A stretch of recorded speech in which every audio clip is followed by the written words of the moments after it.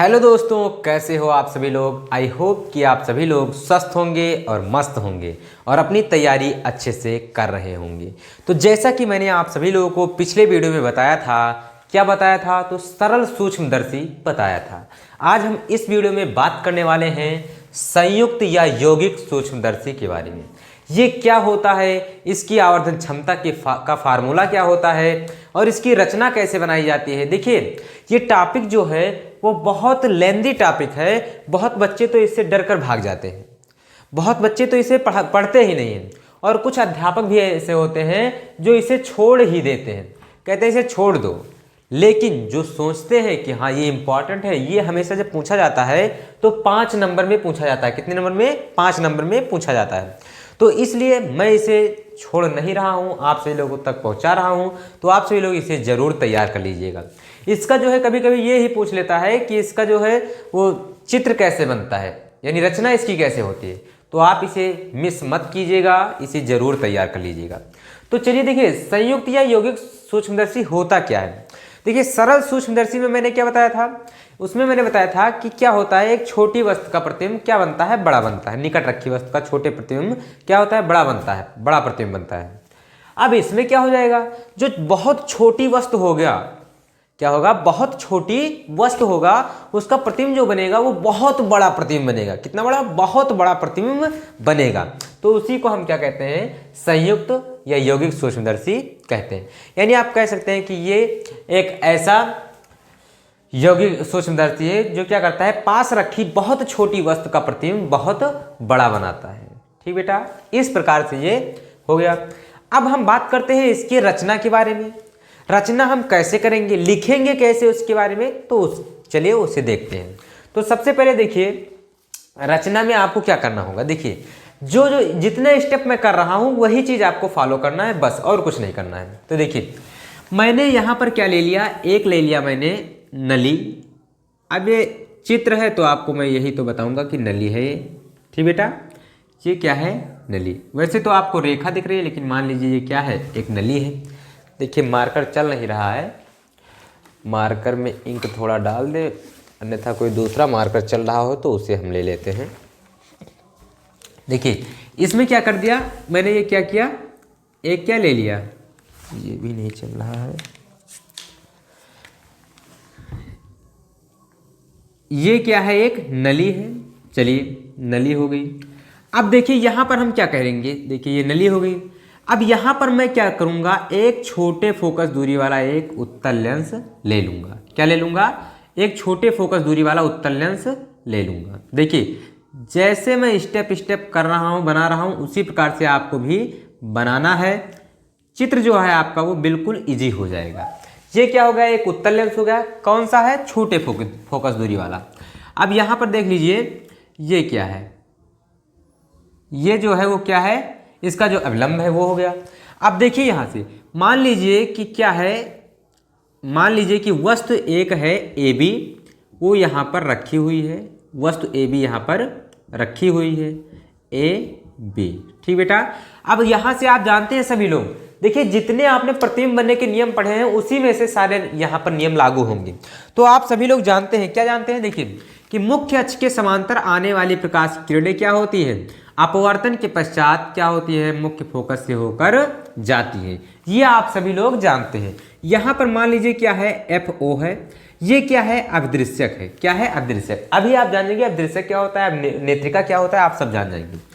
ये आप यहां से गई। और आप ये भी जानते हैं कि प्रकाशिक केंद्र से जाने वाली रेखा क्या होती है, अपने मार्ग में सीधे चली जाती है। देखिए, प्रकाशिक केंद्र से इसे ले जाना है, प्रकाशिक केंद्र से। अब देखिए, प्रकाशिक केंद्र से जाने वाली रेखा क्या होती है, अपने मार्ग में सीधे चली जाती है। तो देखिए, इसे सीधे ले जा रहे हैं।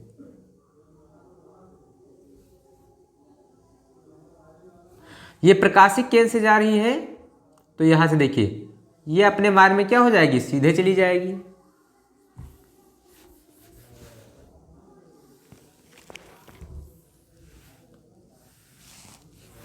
देखिए, आप पटरी की सहायता से जब इसे रेखा चित्र करेंगे तो क्या हो जाएगा, ये बिल्कुल सीधी होगी। ठीक बेटा, तो यहां से क्या हो गया, ये निकल गया। अब देखिए, ये जहां पर काटती है वहां पर क्या बनता है, एक प्रतिबिंब बनता है, जहाँ पर ये काटती है वहाँ पर क्या होता है, एक प्रतिबिंब बनता है। देखिए यहाँ पर एक प्रतिबिंब बन गया।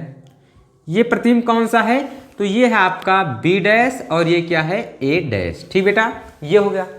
अब देखिए आप सभी लोग, या आप इसे क्या मान लीजिए, ए मान लीजिए, और इसे क्या मान लीजिए, बी मान लीजिए। तो ये क्या हो जाएगा, ए डैश हो जाएगा, और ये क्या हो जाएगा, बी डैश हो जाएगा, बी डैश हो जाएगा। अब देखिए आपको क्या करना है, देखिए ध्यान से आपको देखना है चित्र। ये आपका हो गया, ये हो गया और ये हो गया। अब आपको क्या करना है, एक बड़ी फोकस दूरी वाला उत्तल लेंस ले लेना है। ये छोटी फोकस दूरी वाला उत्तल लेंस था, अब आपको एक बड़ी फोकस दूरी वाला उत्तल लेंस ले लेना है। देखिए मैं यहां पर ले रहा हूं, एक बड़ी फोकस दूरी का मैंने क्या ले लिया, एक उत्तल लेंस ले लिया। ठीक बेटा, अब आप सभी लोग जानते हैं ये क्या हो गया, इसका अभिलंब हो गया।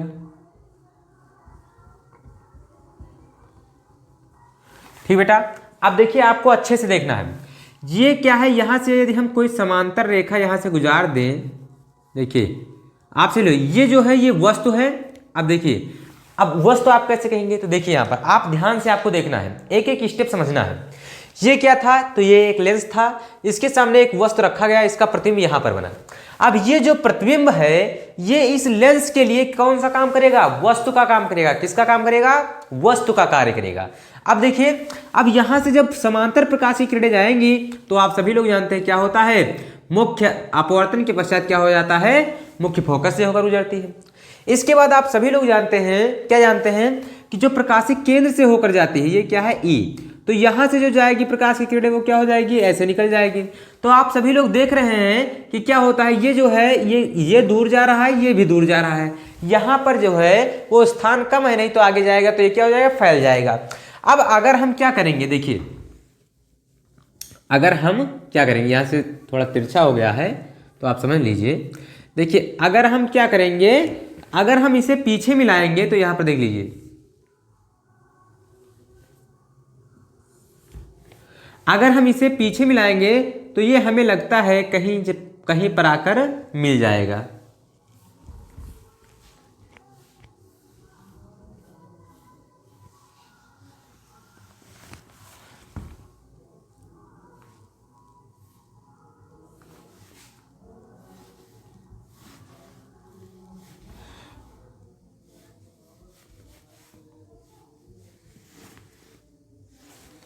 देखिए ये कहीं पर मिल रहा है। देखिए जब आप पटरी से इसे खींचेंगे तो आपका जो है वो किरण आरेख बिल्कुल सही आएगा। ये देखिए यहाँ पर कहीं मिल रहा है। ये जहाँ पर मिल रहा है, ये जो नेत्रिका यानी दूसरा जो बड़ी ज़्यादा फोकस दूरी वाला है, वो वाला जो लेंस है उसका प्रतिबिंब ये कहाँ बना रहा है, यहाँ पर बना रहा है। देखिए ये यहाँ पर उसका प्रतिबिंब बना रहा है। ये क्या हो जाएगा, तो ये क्या है, ए डैश, तो यहाँ पर क्या हो जाएगा, ए डैश, और ये क्या है, बी डैश, तो यहाँ पर बी डबल डैश हो जाएगा, डबल डैश मान लीजिए। ठीक बेटा, अब देखिए ये आपको समझना क्या है। देखिए ये एफ ओ है और यहाँ से यहाँ की दूरी क्या हो जाएगी, एफ ई हो जाएगी, एफ ई। क्यों, अब ये देखिए ये जो है ये अभिदृश्यक है। क्या है, अभिदृश्यक है, अभिदृश्यक। ठीक बेटा, ये क्या है, ये जो है नेत्रिका है। क्या है, नेत्रिका है। ठीक बेटा, अब देखिए आपको क्या करना है, आपको अच्छे से इसे समझना है। देखिए यहां से ये अभिदृश्यक है, अभिदृश्यक से ये वस्तु है, तो वस्तु की दूरी क्या हो जाएगी, तो वस्तु की दूरी जो हो जाएगी वो यू ओ हो जाएगी। क्या हो जाएगी, यू ओ। ठीक बेटा, अब देखिए यहां से इसका प्रतिबिंब यहां पर बन रहा है, तो इसकी जो प्रतिबिंब की दूरी हो जाएगी वो क्या हो जाएगी, वी ओ हो जाएगी। क्या हो जाएगी, वी ओ हो जाएगी। ठीक बेटा, अब देखिए ये जो दूसरा प्रतिबिंब है ये नेत्रिका के लिए किसका कार्य कर रहा है, तो नेत्रिका के लिए वस्तु का कार्य कर रहा है। तो ये वस्तु की दूरी क्या हो जाएगी, यू ई हो जाएगी। क्यों ई हो गई, क्योंकि नेत्रिका के लिए है। अब इसका प्रतिबिंब जो बन रहा है यहाँ पर बन रहा है, तो इसका जो लंबाई हो जाएगी, दूरी हो जाएगी, वो क्या हो जाएगी, वी ई हो जाएगी। इसकी लंबाई जो हो जाएगी वो क्या हो जाएगी, दूरी वी ई हो जाएगी। अब आप देखिए यहाँ से यहाँ पर जो वस्तु रखी है, अब नेत्र के सामने जितनी दूरी पर वस्तु रखी होती है और वो स्पष्ट यदि उसका प्रतिबिंब दिखाई देता है तो उसे हम क्या कहते हैं, स्पष्ट दृष्टि की न्यूनतम दूरी कहते हैं। यानी ये क्या हो जाएगा, तो कैपिटल डी आप मान सकते हैं, स्पष्ट दृष्टि की न्यूनतम दूरी। तो इस प्रकार से ये आपका चित्र बन गया। अब देखिए, अब आप सोचेंगे यहाँ पर, देखिए समझिए, कहीं पर मैंने आपको बताया आवर्धन क्षमता जब बताया था मैंने, तो मैंने बताया था, क्या बताया था कि वस्तु द्वारा जो कोण बनता है उसे हम क्या कहते हैं, तो उसे हम अल्फा कहते हैं। और प्रतिबिंब द्वारा जो कोण बनता है उसे हम क्या कहते हैं, बीटा कहते हैं। तो नेत्रिका पर, किस पर, नेत्रिका पर। तो देखिए यहाँ पर ये प्रतिबिंब है और प्रतिबिंब द्वारा जो नेत्रिका पर कोण ये वाला बन रहा है, देखिए नेत्रिका पर यही कोण तो बन रहा है। अब देखिए नेत्रिका पर, तो ये क्या हो जाएगा, बीटा हो जाएगा। और आप समझिए यहाँ से देखिए, ये जो है ये जब ऐसे निकलेगा यहाँ से तो क्या हो जाएगा, ये ऐसे जब निकलेगा तो ये क्या हो जाएगा, अपवर्तन के पश्चात ऐसे हो जाएगा इस प्रकार। यहाँ पर क्या है, किसी व्यक्ति का क्या है, नेत्र है। क्या है यहाँ पर, किसी व्यक्ति का नेत्र है। यहाँ पर क्या है, किसी व्यक्ति का नेत्र है।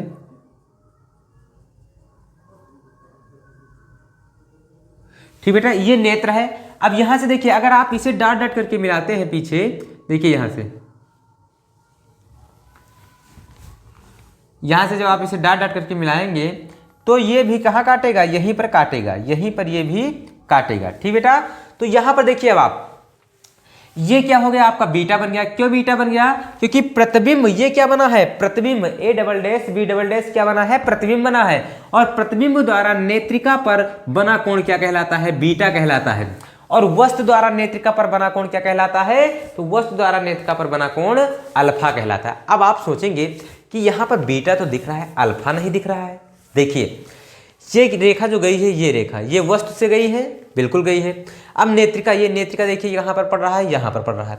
तो ये जैसे अगर हम यहाँ पर क्या कर दें, इस मुख्य अक्ष के समांतर यदि रेखा खींचे तो ये जितना कोण यहाँ पर बनाएगी उतना ही कोण यहाँ पर बनाएगी। तो अगर हम जितना कोण ये है उतना ही कोण ये हो जाएगा। ये नेत्रिका अल्फा है तो ये भी क्या हो जाएगा, अल्फा हो जाएगा। तो समझिए अल्फा कहाँ पर बनेगा, यहीं पर बन जाएगा। कहाँ पर बन जाएगा, अल्फा यहीं पर बन जाएगा। आपको यहाँ पर लिखना नहीं है, बस समझना है। जब अभी यम बराबर बीटा बटे अल्फा लिखेंगे तब आपको समझना है अल्फा कहाँ बनेगा। तो इस प्रकार से ये सारी दूरियां होगी। अब हम बात करते हैं डेरिवेशन की। तो देखिए आवर्धन क्षमता आपको ज्ञात करना है। आवर्धन क्षमता आप सभी लोग जानते हैं। देखिए यहाँ पर m इक्वल टू क्या होता है, आप सभी लोग जानते हैं, m इक्वल टू बीटा बटे अल्फा होता है। बीटा बटे अल्फा, बीटा तो आपको दिख रहा है, अल्फा नहीं दिख रहा है। मैंने अभी बताया कि अल्फा यहाँ पर होगा। ठीक बेटा, अब बीटा और अल्फा तो आपको दिख रहा है। अब यदि हम क्या कहें कि बीटा और अल्फा का मान छोटा हो जाए, क्या हो जाए, यदि बीटा और अल्फा का मान छोटा हो, तो यदि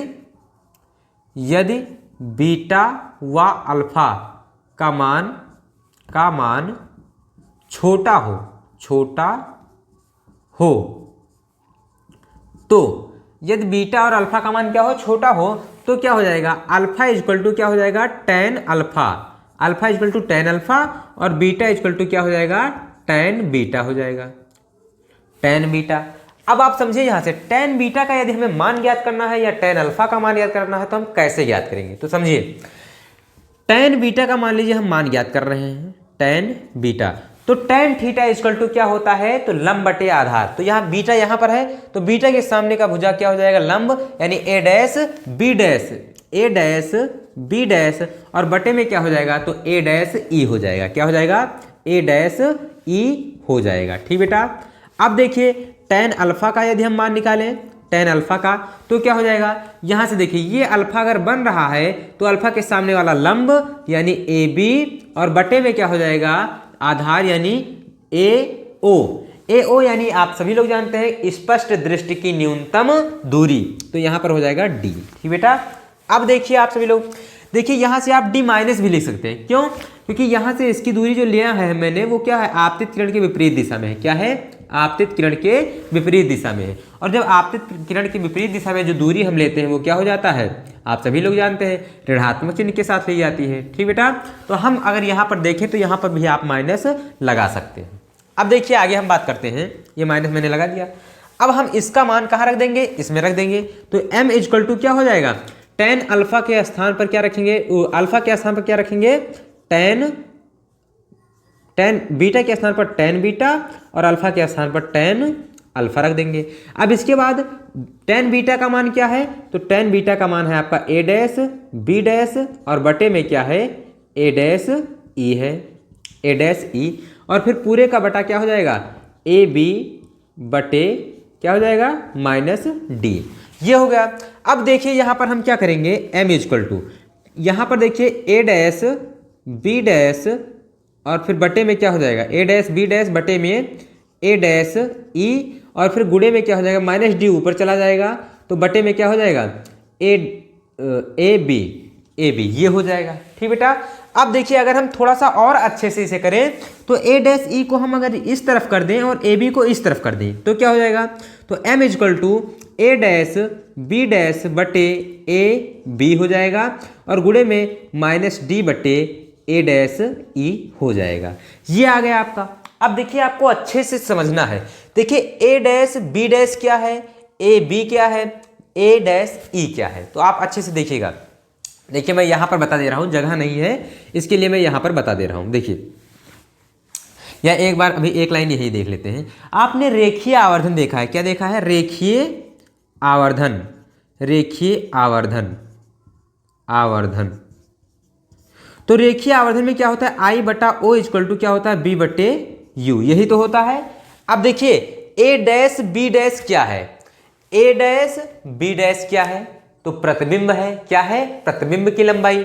और यहां पर देखिए ए बी क्या है, तो ए बी क्या है, वस्तु की लंबाई। तो ए डैश बी डैश, यहां पर आप समझ लीजिए ए डैश बी डैश और बटे में क्या है ए बी, बराबर हम क्या कर सकते हैं आई बटा ओ कर सकते हैं। क्यों कर सकते हैं, क्योंकि ए डैश बी डैश क्या है, तो प्रतिबिंब की लंबाई, ए बी क्या है, वस्तु की लंबाई। और आप सभी लोग देखिए आई बटा ओ के स्थान पर क्या बराबर क्या होता है, बी बटा यू होता है। यानी यहीं से हम क्या कर सकते हैं, ए डैश बी डैश के आगे क्या लिख सकते हैं, देखिए समझिए, ए डैश बी डैश के आगे क्या लिख सकते हैं, तो लिख सकते हैं हम, देखिए वी प्रतिबिंब की लंबाई, तो प्रतिबिंब की लंबाई यहाँ पर क्या है, वी ओ है, क्या है, वी ओ है। और उसके बाद फिर ए डैश ई यानी यहाँ पर देखिए ए बी क्या है, ए बी क्या है, तो वस्तु की दूरी है यानी वस्तु की लंबाई, यानी क्या हो जाएगा यू यू ओ हो जाएगा। अब आप अच्छे से समझिए, देखिए यहां पर चिन्ह कैसा लिया जाएगा, तो देखिए ये आपतित किरण इस दिशा में है और प्रतिबिंब कहां बन रहा है, यहां पर बन रहा है, यानी बी जो होगा वो प्लस चिन्ह के साथ लिया जाएगा। किस चिन्ह के साथ, प्लस चिन्ह के साथ। और यू देखिए यू ओ कहां पर है, तो इस तरफ है, तो ये किस चिन्ह के साथ लिया जाएगा, माइनस चिन्ह के साथ लिया जाएगा। ठीक बेटा। अब देखिए ये हो गया आपका, यानी ए डैश बी डैश, और यहां पर आप देख लीजिए ए डैश ई क्या है, ए डैश ई क्या है, तो ए डैश ई देखिए ए डैश ई ये क्या है, तो ये क्या है, नेत्रिका के लिए वस्तु की दूरी है, नेत्रिका के लिए क्या है, वस्तु की दूरी है। तो ए डैश ई इक्वल टू क्या हो जाएगा, माइनस यू ई हो जाएगा। अब इन सभी का मान हम कहाँ रख देंगे, इसमें रख देंगे, इसमें समीकरण आप एक मान लीजिए इसमें रख देंगे। तो यहाँ पर देखिए मैं रख दे रहा हूँ, क्या हो जाएगा, तो m इक्वल टू हो जाएगा बी ओ बटे माइनस यू ओ, और उसके बाद फिर में गुणे में क्या है माइनस डी, और फिर ए डैश ई का मान क्या है, देखिए माइनस यू ई है। माइनस से माइनस क्या हो जाएगा, कैंसिल हो जाएगा। तो m इक्वल टू क्या हो जाएगा v बटा ओ, और फिर बटे में क्या हो जाएगा माइनस u बटा o, और गुणे में क्या हो जाएगा d बटे u e, ये हो जाएगा। अब आप समझ लीजिए, क्या समझ लीजिए, यही जो है वो फार्मूला है किसके लिए, आवर्धन क्षमता के लिए। लेकिन आप अभी भी समझ लीजिए, मैं क्या समझ लूँ, तो देखिए m इक्वल टू ये क्या है, b बटा o बटा u बटा o, तो ये क्या हो जाएगा, तो ये हो जाएगा m o हो जाएगा, और गुणे में ये क्या हो जाएगा, तो d बटे u, यानी क्या हो जाएगा, ये हो जाएगा m e, क्या हो जाएगा m e। d क्या है, तो स्पष्ट नेत्रिका के लिए स्पष्ट दृष्टि की न्यूनतम दूरी है, और यू ई क्या है, तो वस्तु की दूरी है, तो ये क्या हो जाएगा एम ई हो जाएगा। ये भी प्रश्न पूछ लेता है कभी कभी, तो इसे भी आप ध्यान में रखिएगा। ठीक बेटा। तो ये हो गया आपके आवर्धन का फार्मूला। अब हम बात करते हैं, इसकी दो स्थितियां हैं, क्या है, दो स्थितियां हैं, तो उस दो स्थिति के बारे में हम बात करते हैं। देखिए पहली स्थिति इसकी क्या है, तो पहली स्थिति इसकी ये है कि जब वस्तु कहां पर हो, जब प्रतिबिंब कहां पर बने, जब प्रतिबिंब जो है, प्रतिबिंब अनंत पर बने, अनंत पर बने। जब प्रतिबिंब आपका अनंत पर बनेगा तो जो यू ई इक्वल टू है, क्या है, यू ई इक्वल टू, वो क्या हो जाएगा, एफ ई हो जाएगा। तो डायरेक्ट यहां पर हम रख देते हैं, देखिए यू ई के स्थान पर हम क्या रख देंगे, m इजक्वल टू v बटा o बटे या माइनस बी बटा o और फिर u बटे o और गुणे में d बटे, जहां पर u e है, यहां पर देखिए जहां पर u e है वहां पर हम क्या रख देंगे, f e रख देंगे। तो ये आपका फार्मूला आ जाएगा। कब? जब प्रतिबिंब आपका कहां पर बनेगा, अनंत पर बनेगा, तो आपका जो आवर्धन क्षमता होगा वो ये फार्मूले से आएगा। अब हम दूसरी स्थिति देखते हैं। देखिए दूसरी स्थिति आपको देखने के लिए मैं इसे क्या कर देता हूं, रेज कर देता हूं। मैं इसे क्या कर देता हूं, रेज कर देता हूं। तो देखिए दूसरी स्थिति जब आपकी बनेगी, दूसरी स्थिति कहां होगी, तो यहां पर देख लीजिए आप सभी लोग, दूसरा मार्कर हम देखते हैं दूसरी स्थिति। तो दूसरी स्थिति के लिए आपका क्या हो जाएगा, जब प्रतिबिंब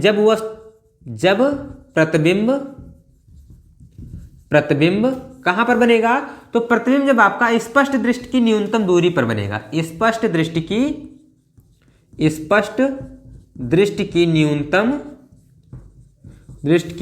न्यूनतम दूरी पर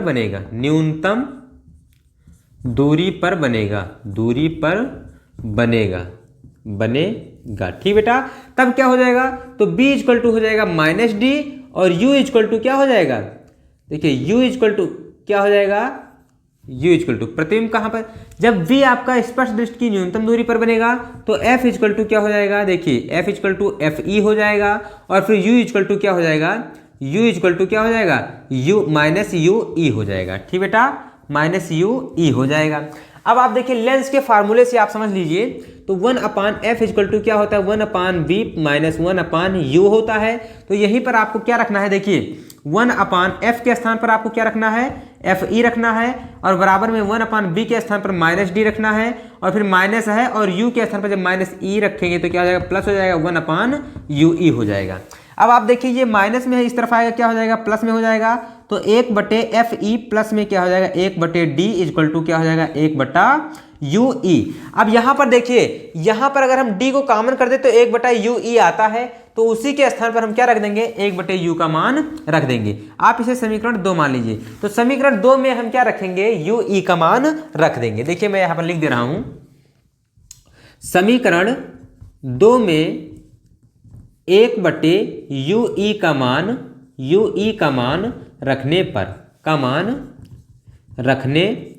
पर तो क्या हो जाएगा, आप देखिए यहां पर, तो क्या हो जाएगा, m इजक्वल टू क्या हो जाएगा, m इजक्वल टू v बटे o यानी माइनस b बटे o और बटे में क्या हो जाएगा, u o और उसके बाद में क्या हो जाएगा, देखिए d को मैं क्या कर रहा हूं, कॉमन कर रहा हूं, d को मैं कॉमन कर रहा हूं, तो क्या बचेगा, जब d को हम बाहर करेंगे तो 1 बटे यू ई बचेगा और 1 बटे यू ई के स्थान पर हम क्या रख देंगे, 1 बटे एफ ई प्लस में 1 बटे डी बच जाएगा। अब इस डी को हम क्या कर देंगे, अंदर क्या कर देंगे, मल्टीप्लाई कर देंगे।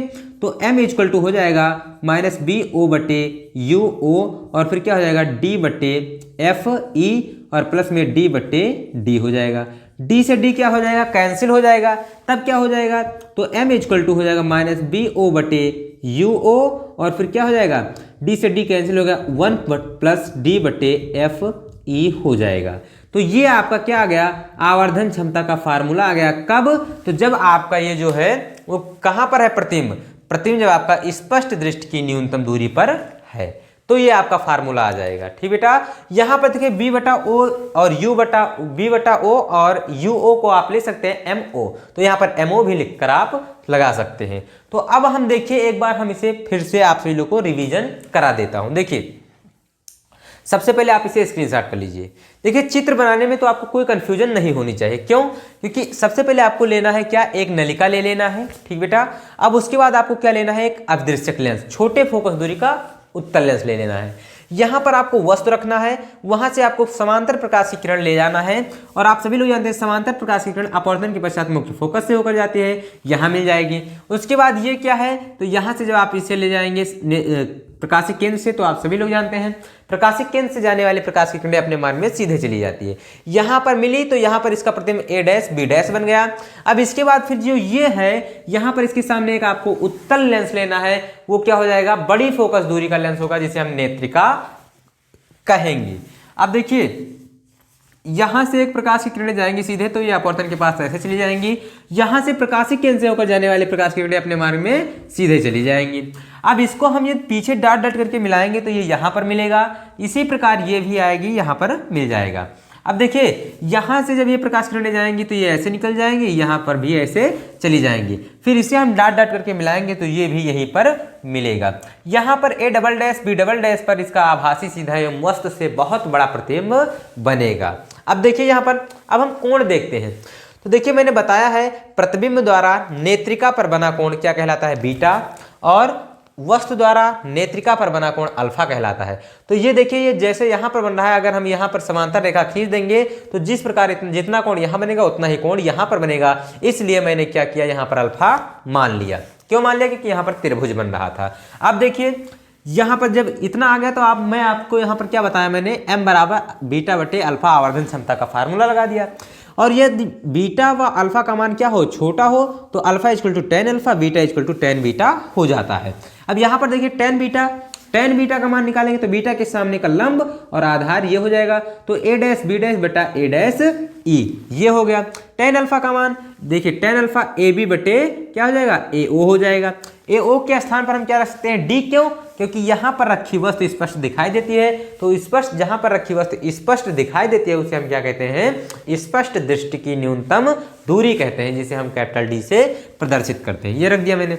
अब इसके बाद इसका मान मैंने कहाँ रख दिया, देखिए बीटा के स्थान पर टेन बीटा रखा और अल्फा के स्थान पर टेन अल्फा। टेन बीटा का मान यहाँ रख दिया और टेन अल्फा का मान यहाँ रख दिया। उसके बाद मैंने क्या किया, कक्षा 2 में जैसे आपको भिन्न सिखाया जाता है पलटने के लिए, उसी प्रकार से मैंने इसे पलट दिया। अब इसके बाद देखिए ए ई को मैंने क्या कर दिया, इस तरफ कर दिया। क्यों कर दिया, तो मैंने अभी आपको बताया यहाँ पर क्या हो जाएगा, आई बटा ओ, यानी आवर्धन, रेखीय आवर्धन का फार्मूला लगाने के लिए। तो यहाँ पर देखिए आई बटा ओ इक्वल टू बी बटे यू हो गया। अब यहाँ पर आप देख सकते हैं आई क्या है, ए डैश बी डैश, ओ क्या है, ए बी है। तो इसके स्थान पर हम बी बटे यू यानी बी के स्थान पर हम क्या रख सकते हैं, बी ओ, और यू के स्थान पर हम यू ओ रख सकते हैं। जब ये रख दिया मैंने तो यहाँ पर देखिए ये प्लस क्यों लिया गया, तो ये जो प्रतिबिंब है ये इस तरफ बन रहा है इसलिए प्लस लिया गया। वस्तु की दूरी जो इस तरफ है इसलिए माइनस के लिए माइनस लिया गया। अब यहाँ पर देखिए इसके स्थान पर मैंने रख दिया बी ओ बटे यू ओ। इस समीकरण में देखिए समीकरण 1 में मैंने ए डैश बी डैश के स्थान पर ये रख दिया और ए डैश ई के स्थान पर क्या हो गया, minus you E. A dash ई क्या है, यू ई है, ये देखिए यहाँ पर मैंने आप सभी लोगों को बताया है, तो यू ई मैंने रख दिया। अब यहाँ पर देखिए वी ओ माइनस यू ओ और फिर माइनस डी था माइनस यू, माइनस से माइनस कैंसिल हो गया। ये आपका आ गया आवर्धन का फार्मूला। यहाँ पर देखिए इसे हम यम ओ मान सकते हैं, इसे यम ई मान सकते हैं, तो ये भी कभी कभी पूछ लिया जाता है। अब इसकी जो है 2 स्थितियां हैं। पहली क्या है, तो जब प्रतिबिंब अनंत पर बने, तो अनंत पर बनेगा तो आप सभी लोग जानते हैं कि वस्तु यदि प्रतिबिंब अनंत पर बन रहा है तो जो उसकी दूरी होगी यू की वस्तु की, वो कहाँ पर होगी, एफ पर होगी, मुख्य फोकस पर। तो मुख्य फोकस पर जो वस्तु होता है उसकी दूरी क्या होती है, फोकस दूरी कहलाती है। तो यहाँ पर यू ई के स्थान पर एफ ई रख दिया गया, ये आपका फार्मूला आ गया। दूसरी स्थिति में क्या हो जाएगा, जब प्रतिबिंब स्पष्ट दृष्टि की न्यूनतम दूरी पर बनेगा तब क्या हो जाएगा, तो तब देखिए u equal to v equal to minus d, f equal to minus f, f equal to क्या हो जाएगा, एफ ई हो जाएगा, और यू इक्वल टू क्या हो गया, माइनस यू ई हो जाएगा। अब यहाँ पर देखिए मैंने मान रख दिया, उसके बाद क्या कर दिया, यहाँ पर देखिए यू ई का मान ज्ञात कर लिया, यू 1/u ई का मान यहाँ से रख दिया मैंने समीकरण 2 में से। तो मान जब रख दिया, डी का गुणा करा दिया तो डी बटे एफ ई हो गया, डी बटे डी हो गया, डी से डी कटा तो क्या आ गया, 1 आ गया। ये आपका जो है वो दूसरी स्थिति में आवर्धन का फार्मूला आ गया। तो इस प्रकार आशा करता हूं कि आपको ये टॉपिक समझ में आया है। अगर आपको समझ में आया है तो आप वीडियो को लाइक कर दीजिए और हम मिलते हैं नेक्स्ट वीडियो में मजेदार टॉपिक के साथ। तब तक के लिए जय हिंद, धन्यवाद।